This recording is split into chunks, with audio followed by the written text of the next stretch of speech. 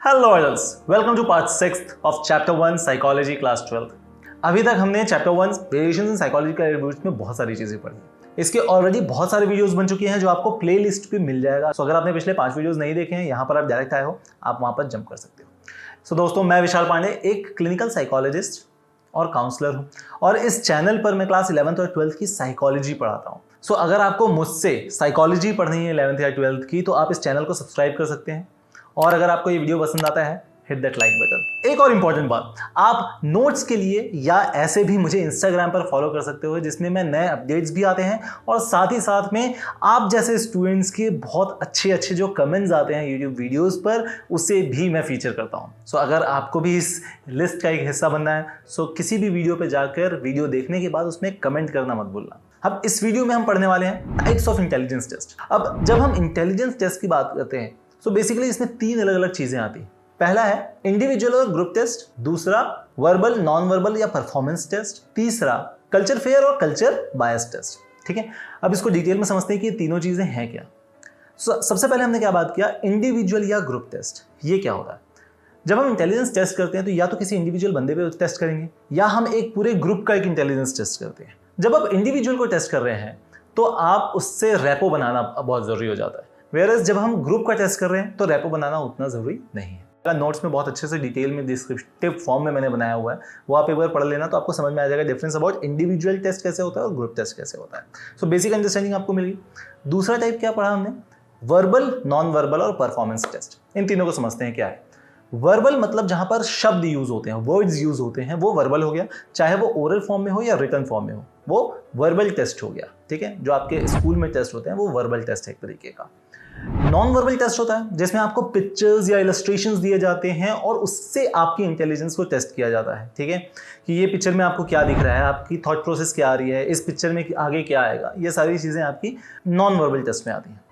तीसरी चीज performance test. Performance test में आपको यहाँ पर कोई वर्ड्स यूज नहीं हो रहे हैं, यहाँ पर कोई बायसेस नहीं हो रहा है, यहाँ पर आपको एक पजल दे दिया गया और आपको बोला गया कि ये पजल आप सॉल्व करो, या एक काम दे दिया गया कि आप इस काम को किस तरीके से सॉल्व करते हो, कितने समय में सॉल्व करते हो।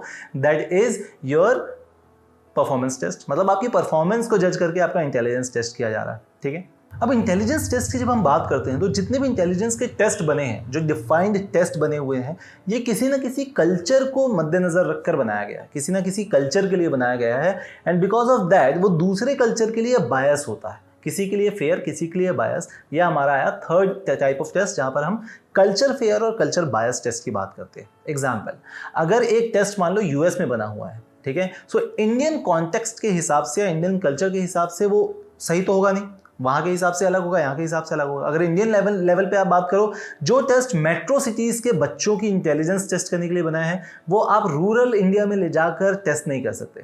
ठीक है, सो ये कल्चर बायस्ड और कल्चर फेयर टेस्ट होता है। अगर उसके फेवर में है, ठीक है, तो कल्चर फेयर टेस्ट हो गया, अगर उनके अगेंस्ट में तो कल्चर बायस टेस्ट हो गया। अब जब कल्चर की बात कर रहे हैं हम, कल्चर फेयर और कल्चर बायस की बात कर रहे हैं, सो हमें ये भी समझना बहुत जरूरी है कि इंडियन कॉन्टेक्स्ट में जब इंटेलिजेंस टेस्ट की जाती है तो किसने किस तरीके से डिफाइन किया है, बनाया हुआ है। हमें पता है कि मैक्सिमम जो साइकोलॉजिकल टेस्ट बने हुए हैं वो अब्रॉड में बने हुए हैं, इंडिया से बाहर बने हुए हैं। And because of this Indian context में वो चीज़ थोड़ी सी मुश्किल है। हालांकि ये बहुत ज़्यादा ज़रूरी नहीं है, इंपॉर्टेंट नहीं है। अगर आप स्किप करना चाहो तो नीचे टाइमलाइन से आप स्किप कर सकते हो, बट अगर जो बच्चे पढ़ना चाहते हैं, समझना चाहते हैं, उनके लिए इंपॉर्टेंट है।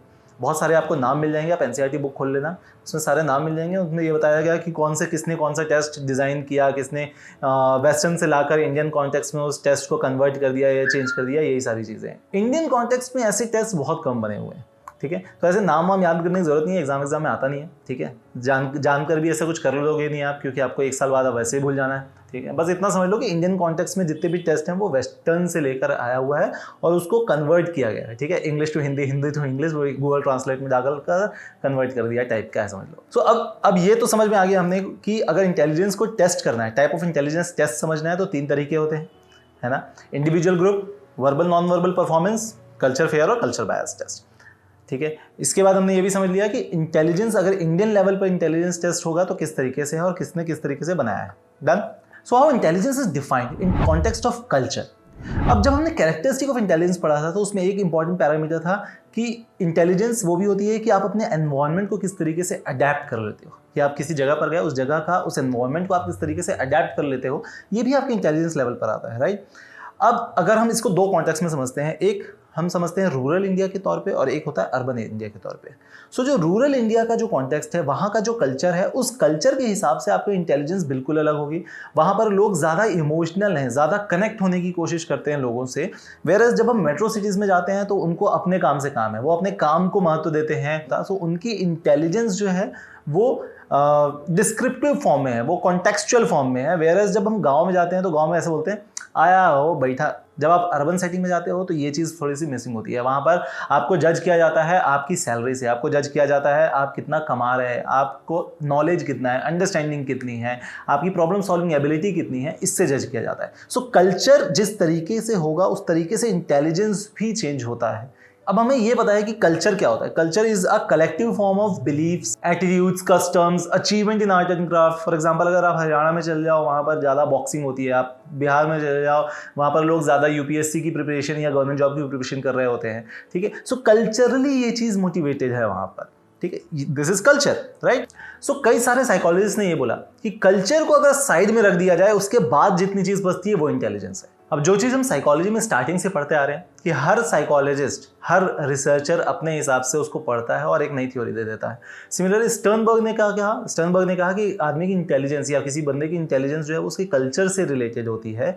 वेयरएज़ जब विगोत्स्की आए तो उन्होंने क्या बोला कि कल्चर तो खुद डेवलप होता है, समय के साथ साथ कल्चर भी डेवलप होता है। एग्जाम्पल अगर आप हिस्ट्री उठाकर देख लो, सो जो कल्चर महाराणा प्रताप के समय में था वो शायद आज नहीं है। सो कल्चर जो है वो समय के साथ खुद इंप्रूव होता है, डेवलप होता है, and that actually affects the intelligence level of a kid और अ पर्सन, ठीक है। सो आप कितने सक्सेसफुल होगे ये इस बात पे डिपेंड करता है कि आपका एनवायरनमेंट कैसा है। इसलिए हम बोलते हैं ना संगत, तो एनवायरनमेंट इज योर संगत। आप किस संगत में रहते हो, आपके 4 जो दोस्त हैं, 5 दोस्त हैं, वो कैसे हैं, आपके घर में कैसा माहौल होता है, इस पर डिपेंड करता है कि आप कितने अच्छे से आगे बढ़ पाओगे अपनी लाइफ में या आपको कितना रोका जाएगा आगे बढ़ने से, ठीक है।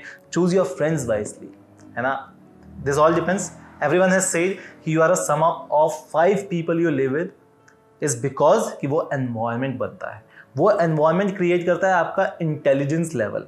अब अगर हम समझें, जब हमने 2 अलग अलग पार्ट में डिवाइड किया किसको, कल्चर को, रूरल और अर्बन, अगर इसी में इंटेलिजेंस को ऐड कर दिया जाए या उस कॉन्टेक्स्ट में इंटेलिजेंस को ऐड कर दिया जाए तो इंटेलिजेंस भी 2 अलग अलग पार्ट में होता है। एक होता है टेक्नोलॉजिकल इंटेलिजेंस और दूसरा होगा इंटीग्रल इंटेलिजेंस। टेक्नोलॉजिकल इंटेलिजेंस वो कि जब आप ऐसी सोसाइटी में रहते हो जो टेक्नोलॉजिकली डेवलप्ड सोसाइटी है, सो वहाँ पर उनके जो बच्चे होते हैं, फॉर एग्जांपल जो मेट्रोज में स्टूडेंट्स होते हैं, उनकी थॉट प्रोसेस अलग होगी जो टियर 3 सिटी या टियर 4 सिटी में बच्चे होते हैं या गांव में जो बच्चे होते हैं। जो गांव का बच्चा होता है इंटीग्रल, मतलब इंडिया के अंदर की अगर हम बात करें, इंटीग्रल इंटेलिजेंस डिपेंड्स ऑन कि वहाँ पर वो एनवायरनमेंट कैसा है। सो इंडियन ट्रेडिशन के अंदर जो आता है वो इंटीग्रल इंटेलिजेंस हो गया।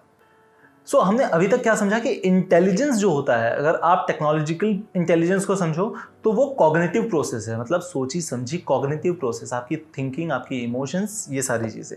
अगर हम इंडियन कॉन्टेक्स्ट पे समझे तो इंडियन कॉन्टेक्स्ट में intelligence is not only cognitive but non cognitive and it's integration. Sanskrit में क्या कहा गया है इंटेलिजेंस को? बुद्धि। सो जेपी दास जी जो थे उन्होंने बुद्धि को कैसे डिफाइन किया? उन्होंने डिफाइन किया कि it is combination of your cognitive and non cognitive processes. Cognitive processes क्या? जो आपकी नॉलेज है, जो आपने एक्वायर किया हुआ है, that is your cognitive process, right.